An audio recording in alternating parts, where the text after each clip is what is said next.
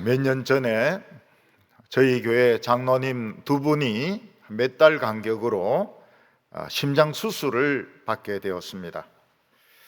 단순히 이 스텐스를 심는 이런 시술이 아니라 가슴을 완전히 열고 또 갈비뼈 4개를 자르고 그 심장에 혈관을 만들고 또 혈관을 치료하는 수술이었습니다. 장로님 한 분은 아예 그 심장 동맥이 없는 상태에서 살아오셨고, 또 다른 한 장로님은 100% 이 관상 동맥이 막힌 상태였습니다. 이 혈관을 보고 의사는 어떻게 이런 심혈관을 가지고 사업을 하시고 전 세계를 다니셨느냐고 하면서 깜짝 놀랐습니다. 장로님 한 분은 혈관이 없으니까 다리에 있는 혈관을 빼가지고 새로 혈관을 연결시켰습니다. 또 장로님 한 분은 100% 막혀 있으니까 또 이걸 뚫어가지고 연결시켰습니다. 저는 이 두 분이 가슴을 열고 갈비뼈 4개를 자르고 또 그 수술한 자리는 철사 같은 것으로 막 꿰매고 이런 큰 수술을 했기 때문에 한 석 달 정도는 교회를 못 나오시겠구나 이렇게 생각을 했습니다. 근데 그 다음 주일 바로 교회 나오셨습니다. 수술 받고 다음 주일 교회를 나오셨어요. 그래서 이렇게 교회 나와도 되느냐 이러니까 조금 힘들지만은 그냥 앉아 있을 수 있다고 말씀하셨습니다. 그때 제가 굉장히 놀랐습니다. 이 가슴을 열고 갈비뼈를 자르고 혈관을 붙이고 이런 대수술을 했는데 어떻게 주일날 교회 나올 수 있는가? 이것은 심장 수술이 완전히 성공했기 때문입니다. 만약 심장 수술이 100% 성공하지 못했더라면 여전히 병원에 누워 계시고 또 교회에 나오시지 못했을 것입니다. 완전히 치료가 되니까 조금 몸은 아파도 교회 나오신 것입니다. 우리나라 마라톤은 한동안 이봉주 선수라는 분이 참 활약을 많이 했습니다. 그래서 외국 대회에 가서도 상도 많이 타고 우리나라에서도 인기가 높았습니다. 그런데 이분이 희귀병을 앓게 되었는데 몸을 펴지 못하는 이런 병에 걸리게 된 것입니다. 그러니까 허리가 기역자로 꺾여가지고 펴지를 못하는 겁니다. 또 목을 기역자로 꺾여가지고 펴지를 못하는 것입니다. 그러니까 몸이 디귿자로 되는 겁니다. 디귿자로. 허리도 펴지 못하고 고개도 들지 못하고.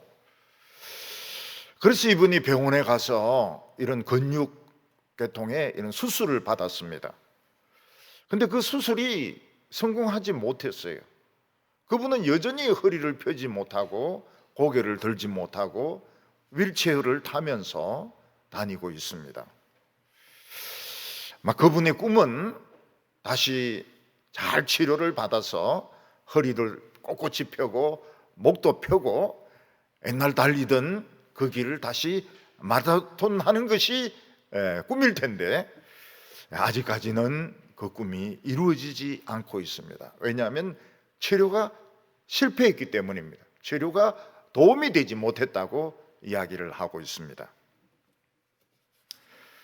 옛날에는 사람들이 이제 60 중반 되면 다 돌아가셨습니다.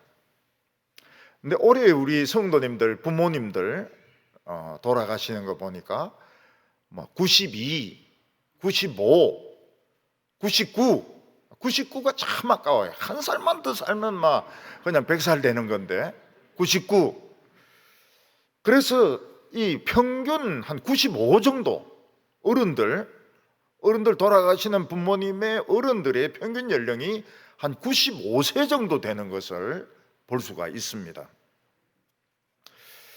옛날에는 아파도 뭐 어디가 아픈지 모르고 또 약도 안 쓰고 병원에도 안 가고 이러니까 뭐 일찍 돌아가셨지만은 지금은 병원에서 참 이 약도 많이 개발되고 치료도 많이 개발이 되어 가지고 거의 100살 가까이 그 연령을 연장시켜 놓은 겁니다. 물론 뭐 중풍이나 치매가 오는 분들은 요양원에서 보내야 되겠지만은 건강하신 분들은 막 멀쩡합니다. 버스도 타고 다니고 뭐 밭에서 일도 하시고 말씀도 잘하시고 아마 멀쩡한 것을 볼 수 있습니다. 그래서 지금은 본인들이 건강 관리를 잘 하시고 또 몸이 이렇게 노화되는 부분을 약으로 이렇게 보충을 하면은 90세 중반까지는 살 수 있는 이런 지금 시대가 오게 되었습니다. 그렇지만 나이 드신 분들은 여전히 죽음을 두려워합니다. 언제 나에게 죽음이 찾아올까? 또 그리고 죽기 전에 내가 해야 될 일이 무엇인가? 굉장히 초조하게 생각하는 것을 볼 수 있습니다.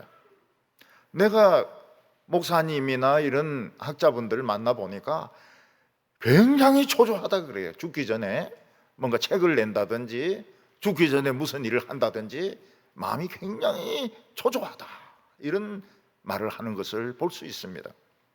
그리고 나이가 들면은 몇 살이든지 간에 죽음에 대해서 우울하게 생각하고 언젠가는 죽는다, 이런 염려를 다 하고 있는 것을 볼 수가 있습니다. 결국 인간은 다른 쪽에서는 승리를 거두었지만 이 죽음의 문제, 인생의 문제에 있어서는 아직 완전한 승리를 거두지 못했다는 것을 알 수가 있습니다. 오늘 첫 번째는 우리가 예수님 자신의 죽음을 우리는 보게 됩니다. 예수님도 자신이 살아 계실 때에는 죽음의 문제를 완전히 해결하지 못하셨습니다. 성경에 보면 예수님은 죽은 자를 여러 번 살리셨습니다. 죽은 지 나흘이 되어서 무덤 안에서 시체가 썩고 있는 나사로를 이름을 불러서 살려내셨습니다. 나사로야 나오너라. 예. 그러면서 살아서 나왔습니다. 예수님은 12살이 된 그런 소녀가 막 그 고열로 시달리다가 끝내 죽어버렸을 때 예수님은 그 집에 가서 그 여자아이의 손을 잡고 달리다쿰, 소녀야 일어나라, 이러니까 그 소녀가 눈을 번쩍 뜨면서 일어났습니다. 살아났습니다. 예수님은 어느 과부의 그 아들이 외아들이 죽어가지고 관에 넣어서 장사를 지내려고 가는데 그 엄마가 그래 우는 것을 보고는 불쌍해가지고 관에 손을 대시면서 청년아 일어나라. 그러니까 청년이 죽은 자리에서 벌떡 일어나가지고 엄마하고 같이 막 끌어안고 기뻐하는 이런 모습을 우리는 성경에서 볼 수 있습니다. 그 예수님이 이 죽은 사람을 살렸던 것은 죽기 전의 상태로 살린 것입니다. 그러니까 이 죽었다가 살아난 사람은 나중에 어떻게 되겠습니까? 결국 늙게 되고 또 죽는 겁니다. 그러니까 예수님이 살리셨기 때문에 두 번 죽는 겁니다. 예수님이 안 살렸으면 그냥 한 번만 죽는 건데 예수님이 살리셨기 때문에 두 번씩 죽는 겁니다. 한 번 죽었다가 살다가 늙어가지고 또 죽는 겁니다. 성경에 또 죽었다는 말이 어디냐? 없으니까 또 죽은 거죠. 없으니까 또 죽은 겁니다. 예수님께서 나사로나 소녀나 청년을 다시 살리기는 살리셨지만 그들은 여전히 늙었고 그들은 때가 되면 죽었던 겁니다. 사람의 인생은 죽음의 문제까지 해결이 돼야 완전히 해결이 된 것입니다. 그 전에는 아무리 공부를 많이 하고 아무리 재벌이고 아무리 권력자라 하더라도 그 인생은 미완성의 인생입니다. 미완성 교향곡인 것입니다. 그러다가 그 사람이 땅에 죽어서 땅에 묻히면 어떻게 됩니까? 구더기가 막 버글버글 하면서 살을 뜯어먹게 되고 시간이 지나면은 흙으로 돌아가 버리게 됩니다. 미완성의 인생이다가 구더기 밥이 되고 나중에는 흙으로 돌아가는 미완성의 인생인 것입니다. 예수님이 이 세상에 살아계실 때 제자들은 예수님을 하나님의 아들 그리스도라고 고백을 했습니다. 왜냐하면 예수님은 그들의 모든 과거를 알고 계셨고 그들의 모든 생각을 알고 계셨고 예수님은 많은 병자들을 고쳐주셨고 세상 어디에서도 들을 수 없는 생생한 하나님의 말씀을 전해주셨기 때문에 이분은 하나님의 아들이시다, 그렇게 그들은 믿었습니다. 그럼에도 불구하고 제자들의 마음속에는 예수님이 진짜 하나님의 아들인가 긴가민가 하는 그런 의심이 없었던 건 아닙니다. 왜냐하면 예수님은 어느 쪽을 봐도 인간입니다. 식사도 하셔야 되고 화장실도 가셔야 되고 피곤하면 막 누워서 주무셔야 되는 인간이지 신은 아니었던 것입니다. 그래서 제자들이 예수님을 하나님의 아들이라고 고백할 때 예수님은 부인하지 않으셨습니다. 나 하나님의 아들 아니다, 그런 소리 하지 마라, 그렇게 안 하셨어요. 막 그 말 맞다고 그러면서 뭐라고 말씀하시는, 밖에 나가서는 그런 소리 하지 마라, 또 그렇게 말씀하시는 겁니다. 왜 예수님은 자신의 그 정체에 대해서 이런 이중적인 태도를 취하셨을까요? 그것은 죽음의 문제를 완전히 해결하지 못하셨기 때문입니다. 자신이 하나님의 아들이지만 이 인간의 죽음의 문제, 이 인생의 문제, 이 최종적인 문제를 해결하지 못하셨기 때문에 예수님은 하나님의 아들이라고 할 때 부인하지는 않으셨지만은 다른 사람들 앞에서는 그런 말 하지 말라고 말씀하셨던 것입니다.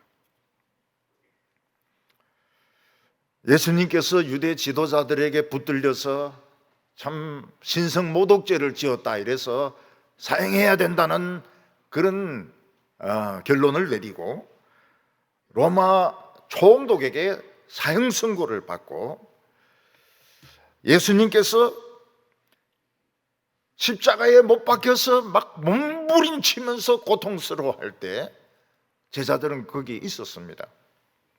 그 제자들의 믿음이 무엇입니까? 예수님은 하나님의 아들이시기 때문에 마지막 순간에 못을 뽑고 내려오실 거다. 그래서 빌라도도 심판하고 대제사장도 심판하고 악한 세력들 다 심판할 것이다, 그렇게 믿고 거기에서 기다리고 있었던 겁니다. 그런데 예수님은 끝내 못을 뽑고 내려오지 못하시고 십자가 위에서 탁 운명하셨습니다. 옆에 있는 강도보다도 먼저 죽으셨어요. 강도들은 막 눈이 막 번뜩번뜩 하면서 욕하고 있는데 예수님은 먼저 죽었습니다.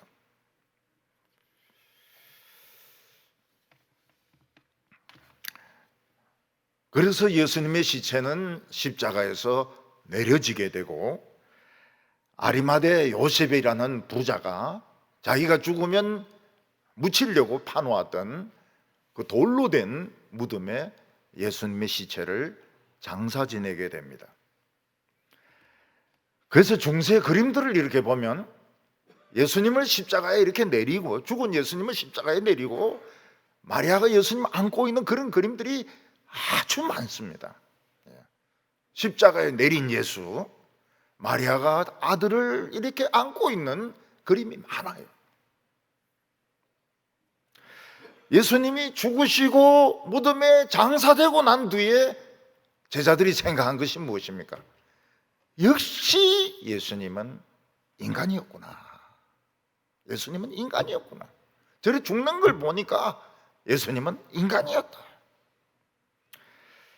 근데 제자들에게 가졌던 그 의문이 무엇인가 하면, 그러면 왜 예수님은 자기를 하나님의 아들이라고 하셨는가 하는 겁니다. 나 하나님 아들 아니다. 응? 하나님의 아들이라고 부르지 마라. 이렇게 하셔야 될 텐데 예수님은 자기를 하나님의 아들이라고 하신 것입니다. 하나님의 아들이라고 하면서 죽어버린 겁니다. 장사까지 지내져 버린 것입니다. 도대체 이 모순을 제자들은 이해할 수가 없었습니다. 오늘 두 번째는 예수님의 승리가 나옵니다.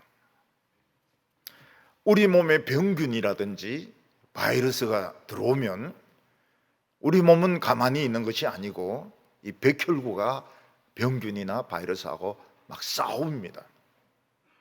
이 싸우는 과정에서 열이 나기도 하고 몸이 아프기도 하고 그리고 막 힘이 없기도 하고 막 이 싸우고 있는 것입니다.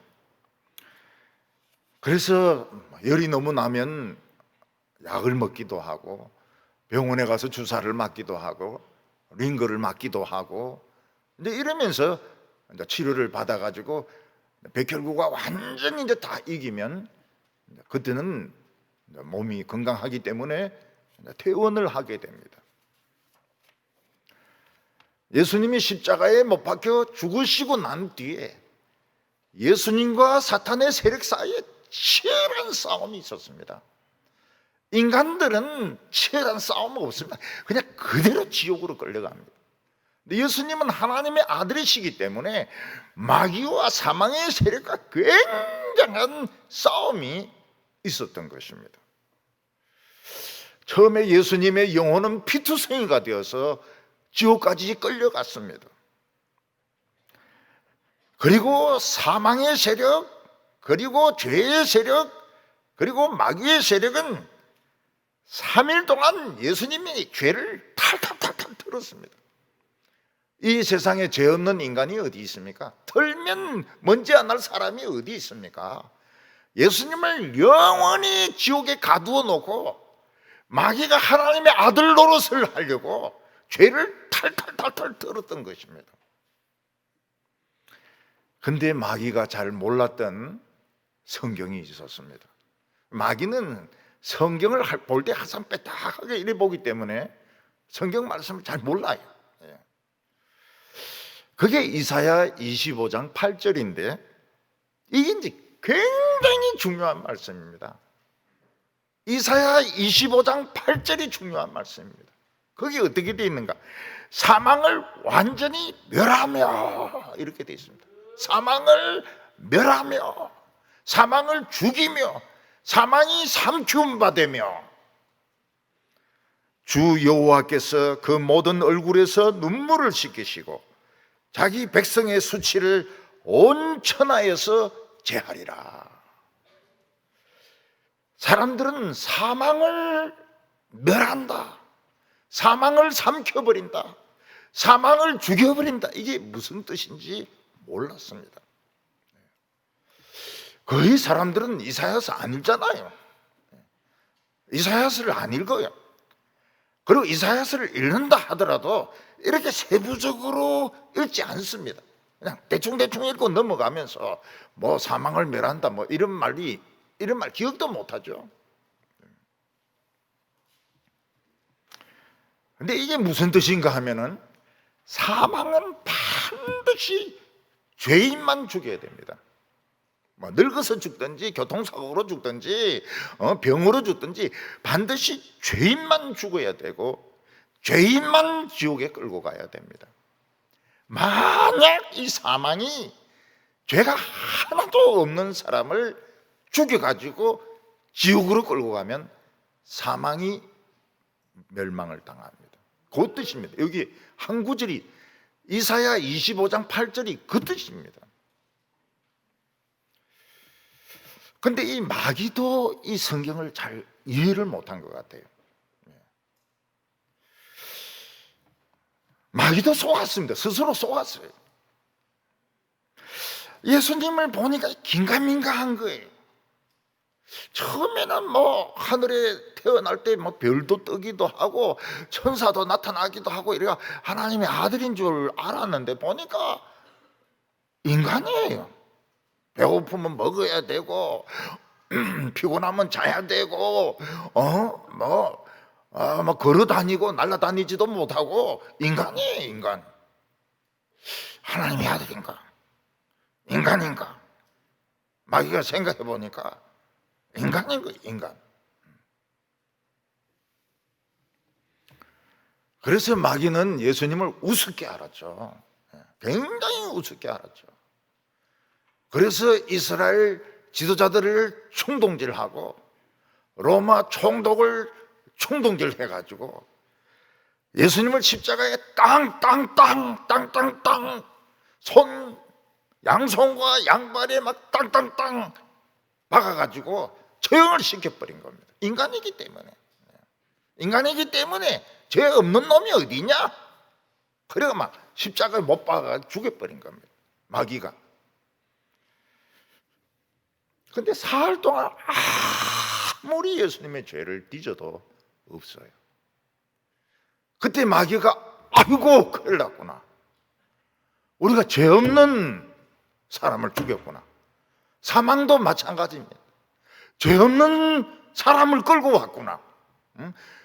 무슨 죄든지 있을 줄 알았는데 뭐 거짓말을 했거나 남의 물건을 훔쳐갔거나 빌리가 안 돌려줬거나 뭐 속으로 나쁜 생각을 했거나 무슨 죄라도 있을 줄 알았는데 죄가 하나도 없어요. 사망도 실수를 했고 마귀도 실수를 한 겁니다. 그때 예수님은 일어나셔가지고 사망의 권세를 그냥 부숴버린 겁니다. 사망의 권세가 막 금이 쫙 가도록 깨어져 버린 겁니다. 죄의 권세를 막 깨가지고 막 가루로 만들어 버렸어요. 마귀의 머리를 때려가지고 반을 그냥 없애버렸어요. 그래서 마귀를 우리가 대할 때 조심해야 되는 게 뭔가 하면 반은 남아있기 때문에 굉장히 머리를 굴리는데 반은 이 희미합니다. 그래서 마귀하고 싸울 때 이 희미한 쪽으로 싸워야 이기는 것이지 팍팍 돌아가는 이쪽으로 싸우면 지는 거예요. 마귀는 이 머리가 반이 날아가 버렸어요. 예수님이 막 한 주먹에 때리는 바람에 이것들이 실수를 한 거예요. 죽음의 세력, 죄의 세력, 마귀가 합동해서 예수님을 탈탈탈탈 털었는데 실수를 한 거예요. 그는 하나님의 아들이시고 죄가 없었습니다. 예수님은 사망을 부수어가지고 전부 금이 가게 하고 죄의 세력 부수어서 가루로 만들고 마귀는 막 머리 반쪽을 부숴버리고 자기 피를 가지고 하나님 앞으로 올라가셨습니다. 하나님께서는 그 피를 보시고 의로운 제사라고 인정하셨습니다. 그리고 예수님을 왕 중의 왕으로, 만왕의 왕으로, 부활의 첫 열매로 예수님이 인정을 하셨던 것입니다. 그래서 예수님은 다시 몸을 입으시고 살아나셨습니다. 무덤에서 나오셨어요. 이것은 예수님의 죽음이 완전한 승리라는 것입니다. 완전한 승리. 처음에는 완전한 실패인 줄 알았는데 완전한 승리라는 것입니다. 예수님은 자신의 승리를 통해서 사망의 권세를 패했고 그냥 가루로 만들어버렸고 우리의 수치를 제했고 우리 눈에서 눈물을 닦으셨다고 말씀하고 있습니다. 우리는 죽기 전의 상태로 사는 것이 아니고 예수님 우리를 살리실 때는 죽기 전의 상태 94살 88 그때로 살리는 것이 아니고 완전히 젊은 사람으로 늙지도 않고 죽지도 않는 그 사람으로 살려가지고 우리의 인생이 미완성 인생이 되지 않도록 만드시는데 성공한 것입니다. 눈에 안 보이는 거예요. 눈에 안 보이는데 치열한 전쟁이 있었습니다. 치열한 전쟁이 있었고 이 전쟁에서 예수님은 승리하셨던 것입니다. 예수님이 사망과 싸워 이기고 죄와 싸워 이기고 마귀와 싸워 이기신 것을 세상 사람들은 아무도 몰랐습니다. 왜냐하면 눈에 안 보이는 거니까요. 그러나 예수님이 죽으시고 사흘 되시던 날에 그 사흘 동안 틀린 겁니다. 사흘 동안에 철저하게 뒤졌습니다. 예. 요즘 같은 뭐 예수님의 계좌, 예수님의 뭐 서류 전부 뭐 거짓 증인들 다 불러가지고 했는데 죄가 없었어요. 사흘이 되는 날 예수님은 하나님 앞에 의로운 제사를 드리시고 만왕의 왕이시여 만주의 주시며 세상의 심판주의 임명을 받고 부활의 첫 열매로 임명을 받으신 것입니다. 예수님의 시체는 차갑습니다. 근데 따뜻해지기 시작합니다. 그리고 예수님의 심장은 뛰기 시작합니다. 그리고 예수님 눈을 뜨십니다. 그리고 벌떡 일어나시는 거예요. 완전히 승리하셨습니다. 그때 무덤 문은 큰 돌로 닫혀 있었고 무덤 밖에는 로마 군병들이 지키고 있었습니다. 그들은 예수님의 제자들이 예수를 시체를 훔쳐가가지고 예수가 살아났다고 그 소문을 퍼뜨릴까 싶어가지고 사흘 밤낮을 무덤을 지키고 있었던 것입니다. 그때 예수님을 믿는 여인들은 참 예수님이 죽으셨을 때 자기들의 기름을 바르지 못했습니다. 그래서 그게 너무 안타까워가지고 예수님의 무덤 시신의 향유를 바르기 위해서 일요일날 새벽에 무덤을 찾아왔습니다. 예수님의 무덤을 찾아가면서 여인들이 가졌던 걱정은 딱 하나였습니다. 그게 뭔가 하면 이 큰 무덤 문을 누가 열어줄까 하는 것이었습니다. 여자들이 무슨 힘으로 이 무덤에 있는 무덤을 막은 큰 돌을 밀겠습니까? 근데 여자들은 막 일단 가보자. 가보면 그 뭐 남자들 중에서 아침에 그 뭐 산책 나온 사람도 있을 것이고 체조하는 사람도 있을 것이고 그런 사람들에게 문 좀 열어달라고 하자. 그래서 이제 여인들은 향유를 들고 예수님의 무덤을 찾아온 것입니다. 3절 보면 서로 말하되 누가 우리를 위하여 무덤 문에서 돌을 굴려주리요 하더니 예수님은 죽었다가 살아나시면서 변하셨습니다. 그냥 옛날 그 모습, 옛날 그 갈릴리 선지자로 살아나신 것이 아니고 사망을 깨트리시고 죄를 이기시고 마귀를 밟으시는 싸움에 능하신 왕 중의 왕으로, 만왕의 왕으로 부활하신 것입니다. 어떤 천사도 어떤 마귀도 예수님을 이길 수가 없습니다. 예수님은 그 왕 중의 왕이고 만왕의 왕이기 때문에 무덤이 있을 필요가 없습니다. 시체가 아닌데 뭐 때문에 무덤에 있습니까? 예수님이 일어나시는 것을 보고 그 옆에 천사가 있었는데 천사가 제일 먼저 한 게 뭡니까? 무덤을 막은 돌을 그냥 발로 차서 굴려버린 거예요. 우리 주님이 살아나셨는데 왜 이 돌 이런 게 왜 이 무덤문을 막고 있어? 팍 굴려버린 겁니다. 그리고 그 무덤 안에서는 눈이 멀 것 같은 강한 빛이 밖으로 나오고 막 지진이 일어났습니다. 무덤을 지키는 군병들은 너무 놀랐습니다. 무덤을 막았던 돌이 막 굴러가죠. 안에서 막 환한 빛이 나오죠. 지진이 일어나죠. 그래서 그들은 쇼크를 받아가지고 전부 기절해서 엎드려 버렸습니다. 전부 기절을 해버렸어요. 여인들이 무덤을 찾아갔을 때는 이미 돌이 치워져 있었습니다. 환한 빛도 없어졌습니다. 군병들은 여전히 기절해가 있습니다. 여인들이 무덤을 찾아가니까 놀랍게도 무덤 문은 열려 있었고 무덤 앞에, 무덤 오른쪽에 흰 옷을 입은 어떤 청년이 앉아 있었습니다. 그 청년은 천사였습니다. 여자들은 잘 몰랐어요. 천사인지 아닌지 잘 몰랐어요.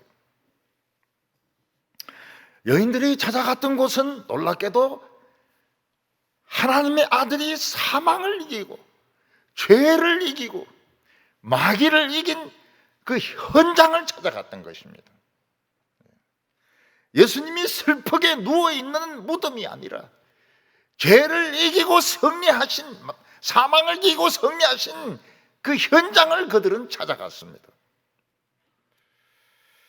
여기에 천사의 그 놀라운 말이 나오게 됩니다.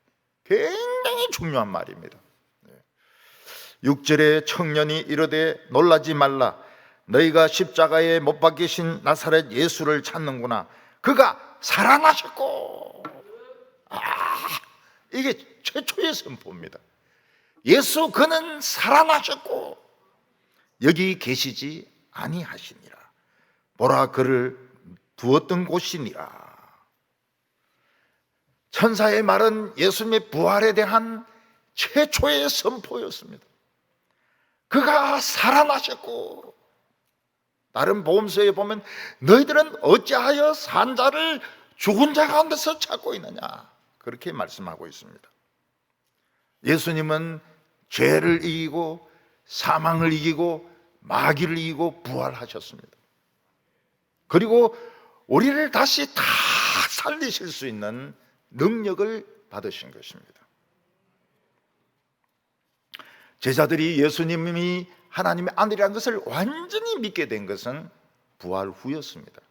부활 전에는 그들은 좀 긴가민가 했습니다. 예수님이 부활하신 것을 보고서는 확실히 하나님의 아들이라는 것을 믿었습니다.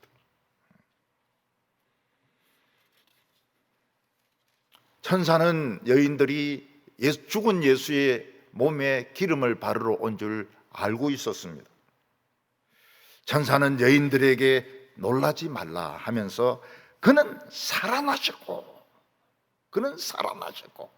예수는 사망의 권세를 이기고 살아나셨고 그는 여기 계실 필요가 없느니라. 우주의 왕이시고 만왕의 왕이시고 만주의 주는 무덤 안에 있을 필요가 없었던 것입니다.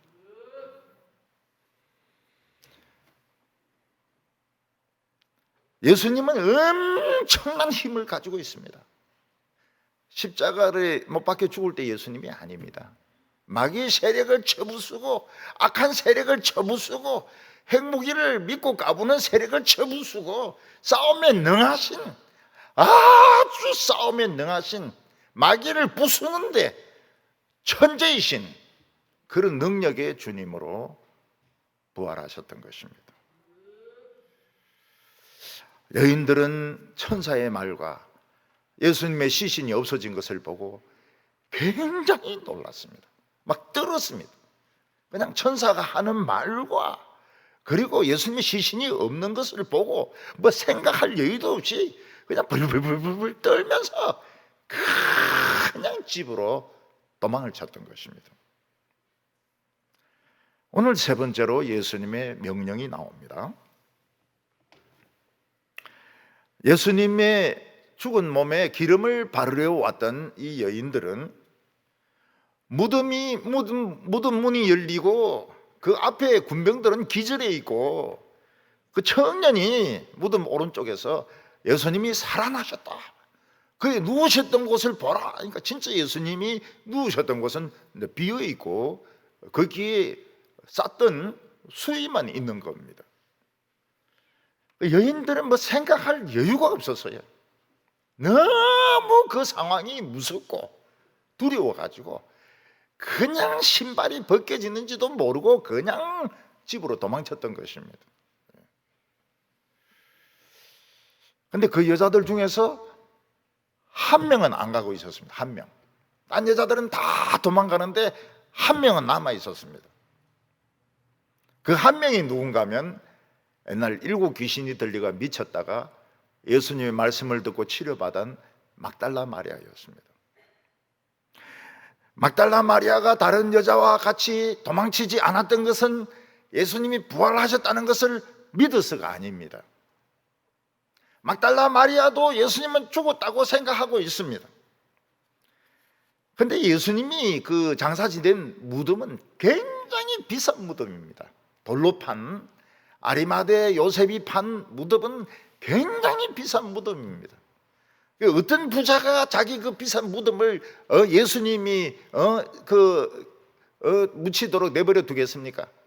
그러니까 막달라 마리아는 어떻게 생각했는가 하면 이른 새벽에 이제 일꾼들이 와가지고 예수님을 싼 무덤으로 옮겼다 이렇게 생각하고 무덤에서 안 떠나고 사람들이 이제 물어보려고 하는 겁니다. 예수님을 어느 무덤으로 옮겼냐고, 싼 무덤 어디로 옮겼냐고 물어보려고 거기에 남아 있었던 것입니다. 예수님의 시체라도 찾아야 되겠다. 예수님의 무덤도 찾아야 되겠다. 그래서 거기에 남아 있었던 것입니다. 마리아는 예수님도 돌아가시고 시체까지도 그냥 어디 싼 데로 그냥 옮겨지고 예수님의 인생이 너무너무 불쌍해서 막 울고 있었습니다.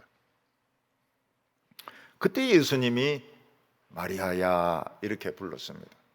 마리아는 처음에 예수님인 줄 몰랐습니다. 마리아야 다시 이렇게 부르니까 예수님이 진짜 살아나신 것입니다. 라보니 랍비여, 내가 살아난 소식을 제자들에게 전해라. 예수님은 그렇게 말씀하셨습니다. 예수님이 부활하신 뒤에 예수님을 제일 처음 만난 사람은 남자가 아니었습니다. 어머니도 아니었습니다. 보통 사람 같으면 어머니를 제일 먼저 만났을 겁니다. 어머니, 내가 십자가에 달려있을 때 얼마나 많이 우셨어요. 지금 제가 살아있다고요. 이럴 것 같은데 예수님은 어머니도 만나지 않고 베드로, 요한도, 야고보도 만나지 아니하셨습니다. 예수님이 제일 먼저 만난 사람은 7 귀신 들렸다가 치료받은 막달라 마리아라는 여자였습니다. 왜냐하면 그 여자도 부활을 못 믿는 것은 똑같았지만 그 예수님을 사랑하는 열정, 예수님에 대한 뜨거운 마음은 가지고 있었기 때문에 예수님은 막달라 마리아를 제일 먼저 만나셨습니다. 그래서 우리가 천국에서 은혜 받는 것은 남자냐 여자냐, 뭐 언제 장립 받았느냐, 그 아무 소용 없습니다. 아무 소용이 없어요. 그냥 누구든지 예수님을 사랑하는 열정만 있으면 예수님이 제일 먼저 만나주시는 겁니다.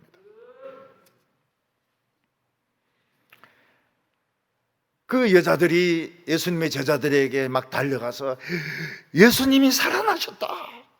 거기서 우리가 어떤 청년을 봤는데 그 청년은 천사가 틀림없는데 예수님이 살아나셨다 하면서 예수님의 그 빈 그 자리를 보여주더라고.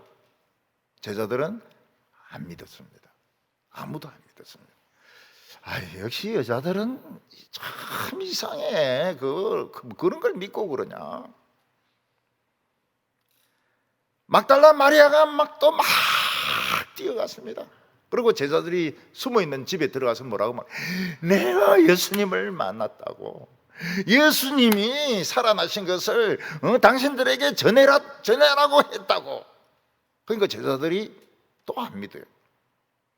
저 여자 옛날에 돌았는데 이거 재발한 거 아니냐? 응? 십자가 보고 너무 충격받아서 저 여자 이거 재발한 것 같다. 아무도 안 믿었습니다. 제자들 중에서 2명은 여기 있으니까 골치 아파 죽겠네. 여자들이 막 쫙 와서 죽은 예수를 안 죽었다 그러고 살아났다 그러고 뭐 막달라 마리아는 자기가 봤다고 그러고 여기 있으니까 헷갈린다. 골치 아픈다. 집에 가서 농사나 짓자. 그러면서 엠마오로 그냥 떠났던 것입니다. 제자들 중에서 여인들이 전해준 말, 천사가 전해준 말, 막달라 마리아가 전해준 말을 믿은 사람은 아무도 없었습니다. 왜냐하면 사망의 세력은 그만큼 절대적이었기 때문입니다. 그만큼 강했고 한 번 죽으면 아무도 살아날 수 없었기 때문입니다. 12절과 13절 보면 그 후에 그들 중 두 사람이 걸어서 시골로 갈 때에 예수께서 다른 모양으로 그들에게 나타나시니 두 사람이 가서 남은 제자들에게 알리어서되 역시 믿지 아니하니라. 두 제자는 예수님이 십자가에 못 박혀 죽는 걸 보고 최후의 순간 못 빼고 내려와 가지고 대제사장과 총독을 심판할 줄 알았는데 너무 힘없이 죽는 것을 보고 굉장히 실망을 했습니다. 그래서 여자들이 막 우르르 달려와 가지고 예수님이 살아나셨다 하더라. 누가 그러더나? 어떤 청년이 그러는데 천사 같더라. 아휴, 여자들은 막 너무 뭘 쓸데없는 걸 자꾸 믿고 그렇게. 그럼 예수님 누운 자리가 비었더라. 빈 게 그게 무슨 문제야? 막달라 마리아가 와가지고 막 나는 예수님을 만났다. 야, 그 환상이지. 응? 네가 옛날에도 막 이렇더만은 정신이 좀 이상하더만 재발한 거야. 너무 쇼크 받아가지고 지금 그 환상을 예수님인 줄 알고 있다고. 제자들이 안 믿었어요. 두 명은 그냥 골치 아프다 이러면서 농사지으러 엠마오로 가고 있었습니다. 그때 예수님이 다른 모양으로 나타나셨습니다. 그래서 제자들에게 성경을 가지고 쭉 설명을 해줄 때 그들의 마음이 뜨거워지면서 눈이 딱 열리는데 보니까 예수님인 거예요. 예수님! 그런데 예수님은 벌써 탁 사라지셨습니다. 여기 다른 모습은 어떤 모습을 말하겠습니까? 예수님이 다른 모습으로 나타나셨다 이랬는데 다른 모습은 어떤 모습으로 나타난 걸 말하겠습니까? 딴 성경에도 보면 막달라 마리아도 그렇고 제자들도 그렇고 예수님을 금방 알아보지 못합니다. 왜 금방 알아보지 못할까요? 다른 모습은 어떤 모습을 말합니까? 예수님은 한평생 그 십자가의 무거운 짐에 억눌렸습니다. 그래서 예수님은 그 무거운 짐 때문에 돌아가실 때 나이가 한 33살쯤 되지만 겉으로 보기에는 한 40살 넘게 한 50살 가까이 볼 정도로 늙어 보였던 것입니다. 너무 이 십자가의 짐이 무거워가지고. 근데 예수님이 부활하시고 난 뒤에는 어떤 모습으로 부활을 하셨습니까? 제일 젊을 때 모습. 제일 젊을 때가 언제입니까? 20살 아닙니까? 20살. 그 젊은 모습으로 막 에너지가 넘치는 모습으로 활력이 넘치는 모습으로 우울한 예수님이 아니고 무거운 십자가를 진 예수님이 아니고 그 막 생기 넘치는 젊은 예수님의 모습으로 나타나니까 제자들이 못 알아봤던 것입니다.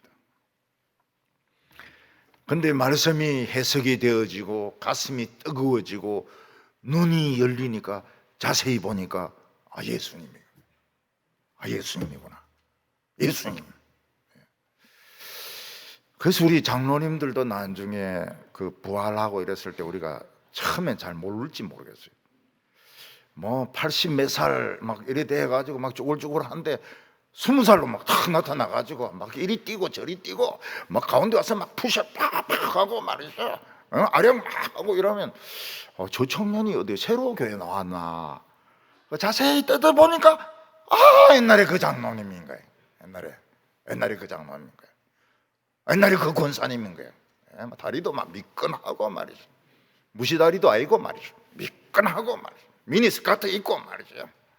입에 루즈 바르고 있는데 어떤 저런 미인을 누가 전도해가 왔나 보니까 옛날에 늙었던 그 할매라.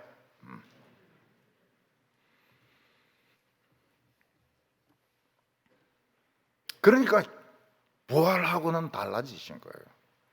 굉장히 젊고 에너지가 넘치고 활력이 넘치고 기쁨이 넘치고 젊고 아주 젊으시고, 저희들도 부활할 때 늙은 몸으로 부활하면 큰일 납니다.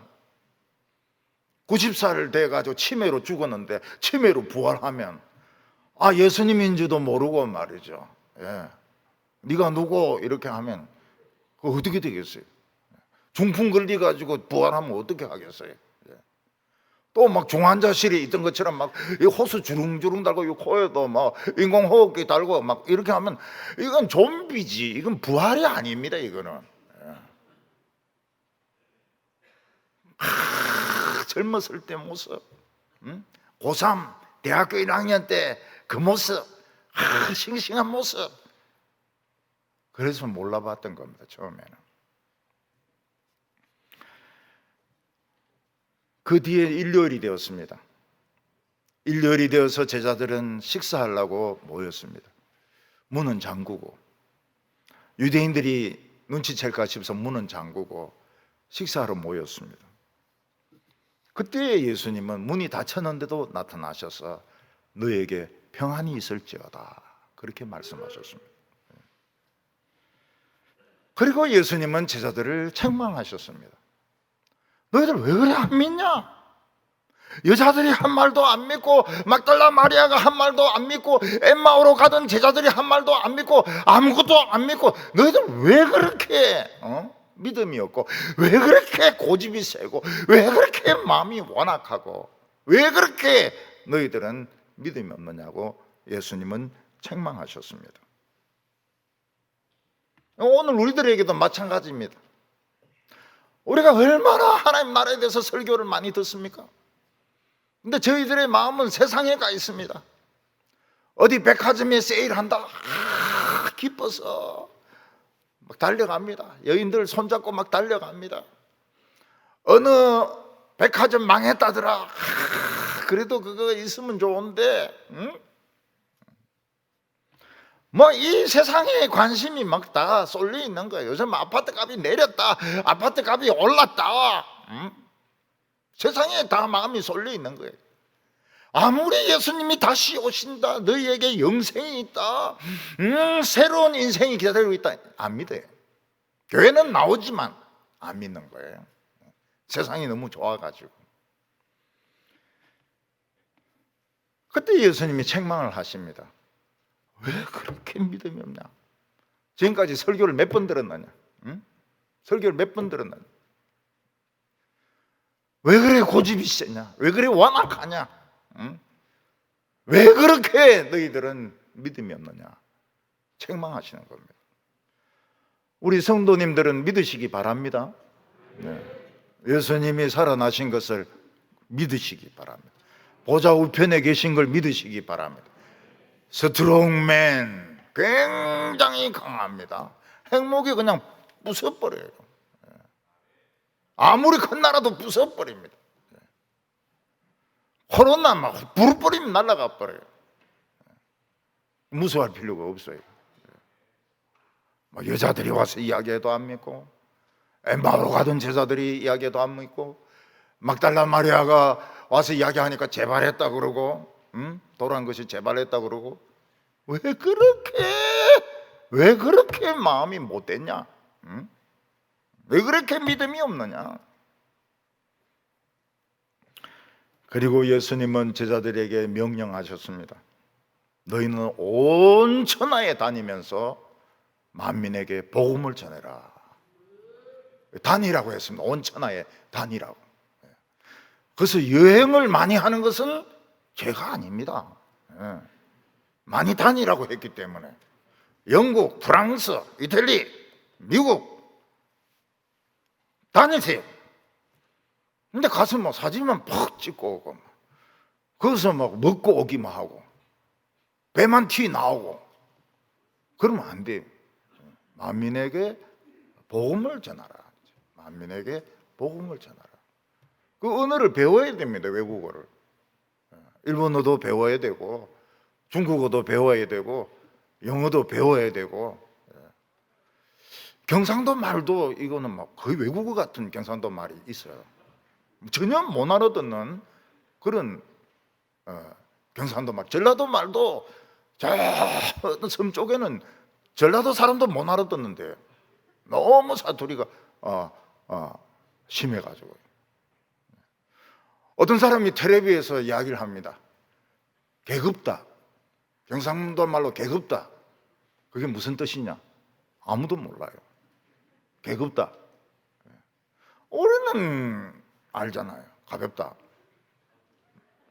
개급다는 말을 몰라요. 배워야 돼, 배워야 돼. 우리 집에는 서울에서 커서 이제 친구라는 깡패 영화를 봤거든요. 통역이 필요하더라고요. 무슨 말인지 하나도 못 알아들어가지고. 그 저희한테 물어요. 샘예가 뭐냐, 샘예.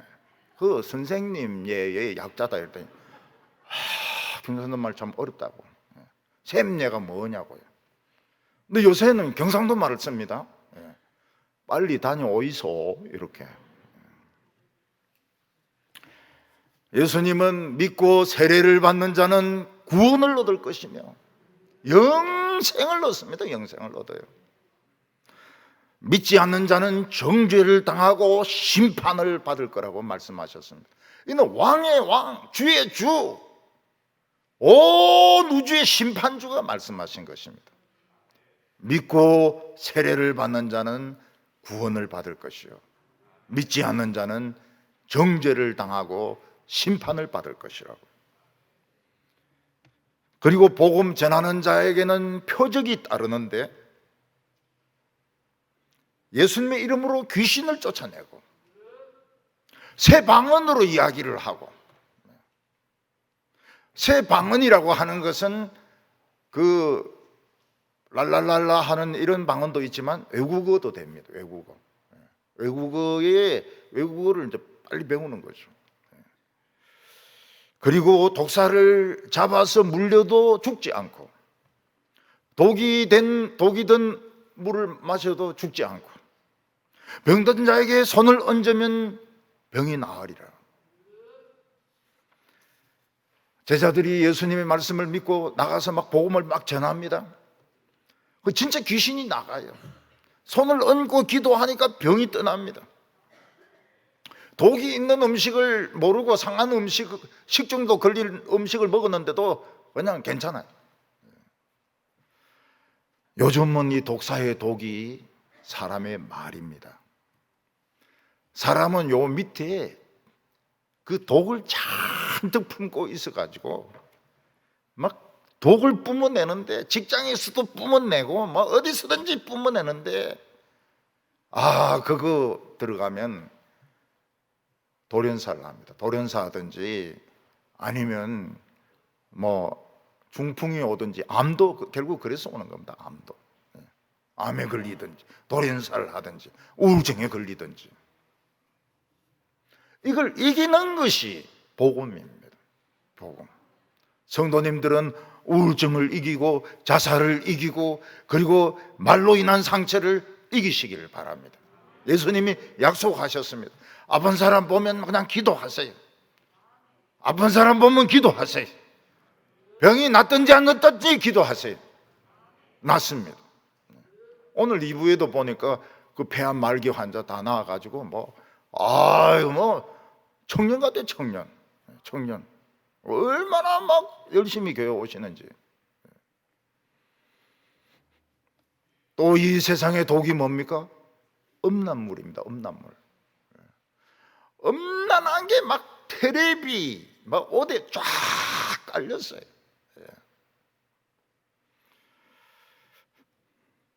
사람을 죽이는 폭력이 깔렸습니다. 사람 죽이는 것을, 사람을 때리고 죽이는 것을 너무 우습게 합니다. 핵무기를 가지고 위협을 합니다. 이런 것들이 주님의 백성을 이기지 못할 것입니다. 예수님은 제자들이 보는 앞에서 하늘로 올라가셔서 하나님 보좌 우편에 앉으셨습니다. 아마 제자들이 다른 성경에 보면 구름이 가려서 안 보이더라 이랬는데 또 본 사람이 있는지도 모르겠습니다. 예수님은 거기서 우리가 사탄을 이기고 죄를 이기고 위기를 이기고 전염병을 이기고 암을 이기고 마귀를 이기는 것을 도와주십니다. 우리가 어려움을 당했는데 이상하게 어려움이 딱 해결될 때 누군가 우리를 위해서 기도했구나. 그래서 복음송 부릅니다. 누군가 날 위하여 기도하네. 누군가 날 위하여 기도하네. 성도들이 기도해 주는 것은 굉장한 힘이 있습니다. 그런데 1분 1초도 쉬지 않고 기도하시는 분은 예수님입니다. 만왕의 왕 만주의 주께서 우리를 위하여 기도하십니다. 우리는 죽는 순간에도 부활을 믿어야 됩니다. 병들었을 때도 부활을 믿어야 됩니다. 미래에 대해서 죽는 것을 걱정하지 마시기 바랍니다. 죽는 것은 옷 갈아입는 겁니다. 헌 옷을 벗고 새 옷을 입어야 천국에 새 옷 입고 갈 거 아닙니까? 죽을 때도 옷 갈아입는 것입니다. 죽는 게 아니에요. 지옥 저 끝에 가서 조사받고 이런 거 하는 거 아닙니다. 주님은 강한 분이십니다. 강한 분이 우리를 도와주실 겁니다. 세상 일에 염려하지 마시기 바랍니다. 미래 일에 염려하지 마시기 바랍니다. 자녀들 보고 염려하지 말라고 그러시고 남편이나 부인 보고 염려하지 말라고 그러세요. 예수님이 살아나셨는데 왜 안 믿고 걱정을 합니까? 왜 안 믿고 걱정을 해요? 믿음으로 끝까지 우리의 인생을 아름다운 완성교향곡으로 만드는 성도들 다 되시기를 바랍니다. 기도드리겠습니다. 거룩하신 하나님 아버지, 예수님을 보내어 주셔서 감사합니다. 예수님께서 그 끔찍한 십자가의 고통을 당하시고 채찍질 당하시고 지옥까지 가셔서 정말 마귀와 그 모든 사망의 세력을 이기시고 부활하셔서 완전한 몸으로, 더 나은 몸으로 우리에게 찾아오셨습니다. 오늘 저희들 피 속에는 부활의 피가 흐르고 있습니다. 우리의 신경 속에도 부활의 신경이 흐르고 있습니다. 그러나 주여, 저희들은 너무 현실을 걱정하고 있고 미래를 걱정하고 있습니다. 살든지 죽든지 끝까지 하나님 말씀 믿게 하여 주시고 의심하지 말게 하여 주시옵소서. 마지막 죽는 순간까지도 예수님의 부활을 믿게 하여 주시옵소서. 예수님의 이름으로 기도하옵나이다. 아멘.